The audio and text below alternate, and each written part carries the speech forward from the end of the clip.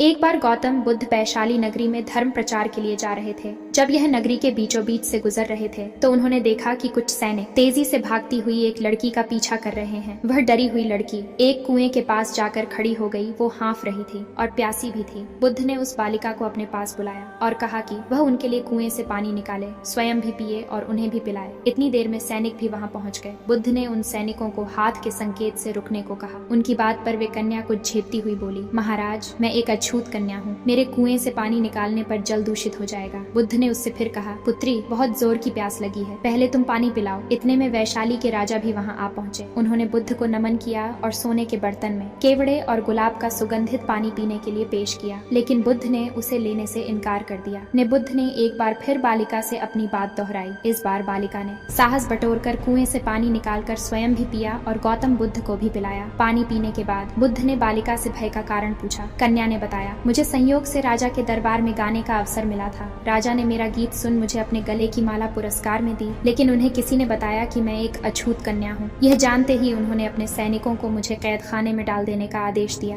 मैं किसी तरह उनसे बचकर यहाँ तक पहुँची थी कि आप मिल गए। इस पर बुद्ध ने कहा, सुनो राजन, मैं चाहता हूँ कि आप मेरी इस बात को हमेशा याद रखें कि किसी भी इंसान की पहचान उसके धर्म या जाति से नहीं, बल्कि उसके गुणों और कर्मों से होती है। जिस बालिका के मधुर कंठ से निकले गीत का आपने आनंद उठाया, उसे पुरस्कार दिया। जिसके कार्य इतने अच्छे हैं, वह अछूत हो ही नहीं सकती। यहाँ पर नीची सोच और छोटे कार्य करके अछूत होने का परिचय तो आपने दिया है, इसलिए मेरी नजरों में यह कन्या नहीं बल्कि आप अछूत हैं। वैशाली नरेश बुद्ध के सामने शर्मिंदा होने के अलावा और कर भी क्या सकते थे। उन्होंने बुद्ध से क्षमा मांगी और वहाँ से चले गए। तो दोस्तों, इस कहानी की शिक्षा यही है कि कोई भी इंसान अपने कार्यों और विचारों से बड़ा बनता है, अपने धर्म या जाति से नहीं।